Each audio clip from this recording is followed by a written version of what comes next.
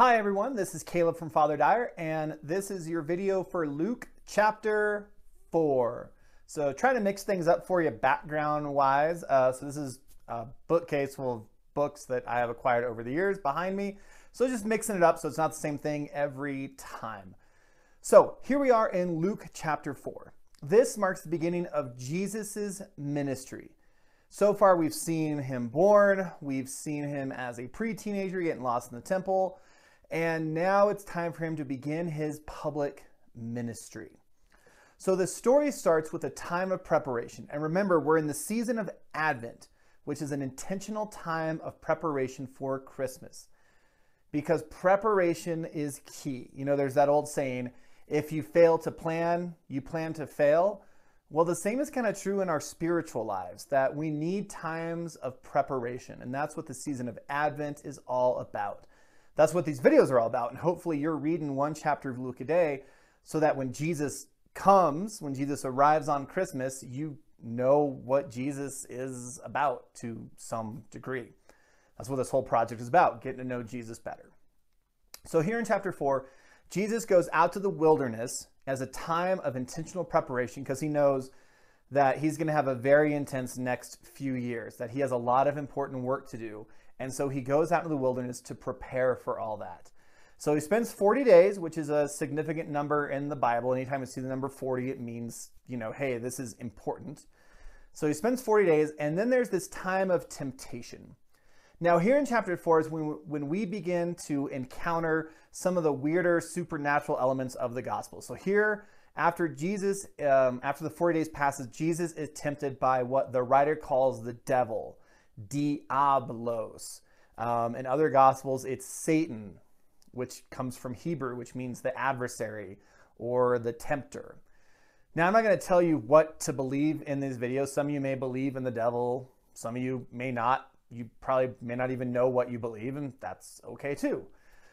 But the important lesson for us here is no matter who or what is doing the tempting of Jesus, the lesson for us in this story is that temptations, no matter if you're me or you or Jesus, start small. Because how does this temptation start? Oh, have some bread. Like, what's wrong with that? Having some bread. But see, it quickly goes from that to power and then to ego. And that's how temptation works, is it starts small and then grows and grows and grows until it's out of control. Jesus is first tempted by saying, you're hungry, you haven't eaten for 40 days, like make some bread. And Jesus is like, no, I'm not going to do that. And then next comes power. The tempter, Diablos, says to Jesus, hey, if you'll worship me, I'm going to give you all this, the entire world. And Jesus is like, no, I'm not about power. And the last thing really is ego, where the tempter, Satan, says to Jesus, hey, why don't you prove you're the Son of God? I mean, you're so awesome, Son of God. Why don't you prove it? Ego is what is really being tempted there. And it goes in that progression. Now, I'm not saying temptation goes in a progression exactly like that, but it starts small, something justifiable, like eat some bread, you're hungry, to the catastrophic, to the soul crushing. And so when you're tempted in life, just things start small and they can quickly get out of hand, as we see here with Jesus being tempted out in the wilderness. So after that time of temptation and time of preparation, where Jesus really is ready to begin what is in front of him by warding off those temptations of power and ego, because those are things that will tempt him, and they tempt us. Jesus begins his public ministry, and he begins it where he's from, his hometown of Nazareth, because that's probably where he was at before the baptism and before the time in the desert. He starts in his hometown. And when Jesus is there, it starts in the synagogue. And there's a key verse in there where it says this was his custom. Jesus goes to church as much as, you know, is practical, as much as anyone else. So if Jesus goes to church, you can go to church too, okay? Obviously that's different, COVID, but if Jesus takes time to worship, you can take time to worship, okay? So Jesus begins in the synagogue, and he's handed the scroll, which was something that happens, you know, in synagogues, as people read from the Torah or the laws of the prophet. And in this case, Jesus reads from the prophets, and he reads from the book of Isaiah. And the scriptures that Jesus reads are Isaiah 61 verses 1 through 2, and also a bit of 58:6. So it's a little jumbled, as happens sometimes. And Jesus gives this public proclamation that, like, those things you just heard me read from a book that's like 500 years old, yes, I am here to make those things happen. I am here to fulfill those things. I am here to proclaim good news for the oppressed, good news for the poor, sight to the blind, the lame are going to walk. Amazing things are going to happen. And as you can read in there, it goes over like a lead balloon.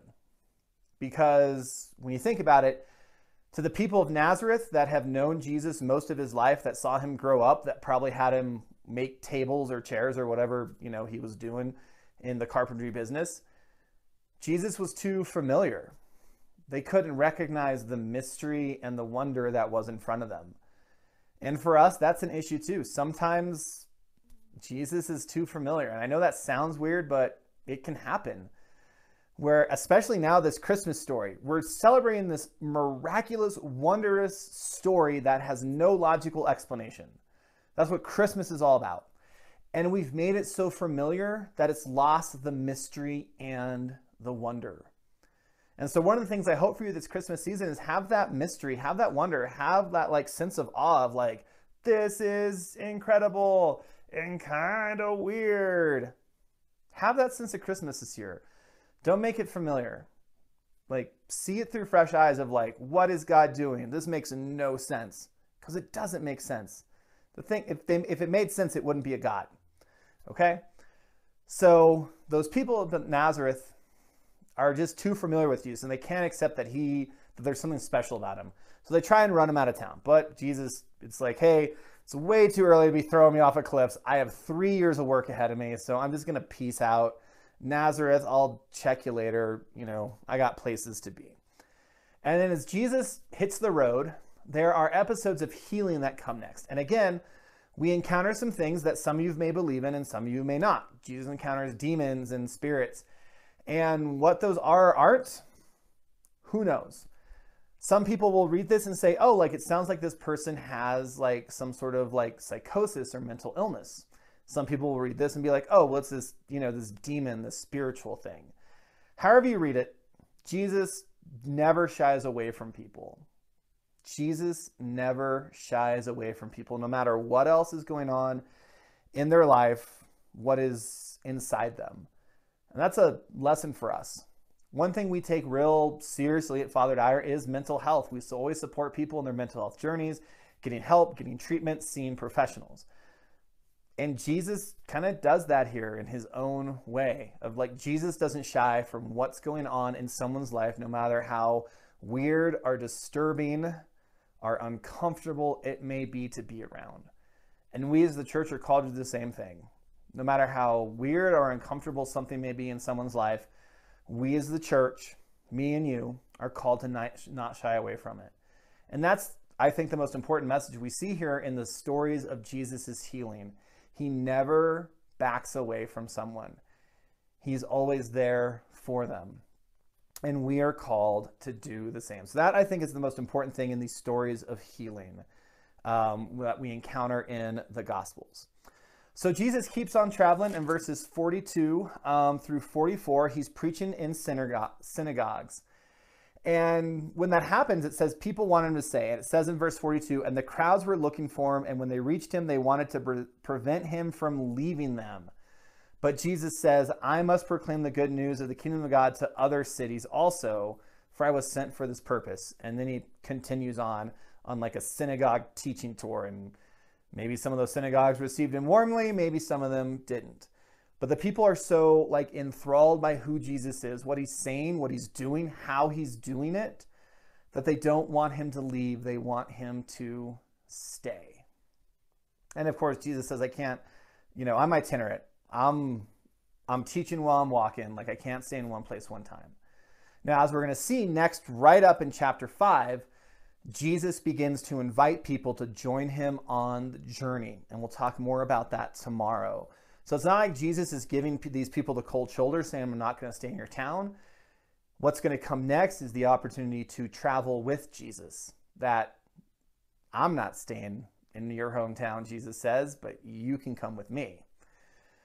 So as we wrap up chapter 4, here is kind of the conundrum that this chapter presents to us, is that are we willing to be changed, to be transformed by Jesus, or do we want Jesus to be changed to what we want him to be? See, these people that experienced healing and these people that want him to stay in their town, they want to be changed by Jesus. The people of Nazareth, the people wanted to throw him off a cliff, they wanted Jesus to change to be what they wanted him to be. And how we react to Jesus, again, is always up to us. We have free will, we have agency, that's part of our gifts from God. And so you have that choice and I have that choice. Do we open ourselves to what Jesus is going to show us and teach us and be open to changing because of that? Or do we try and make Jesus be the Jesus we want him to be? And when he's not that, do we get upset and try and throw him off a cliff? Choice is ours. We can respond to Jesus however we want.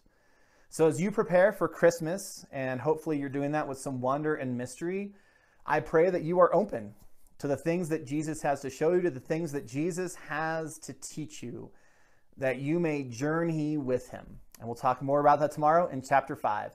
Take care, friends. Peace.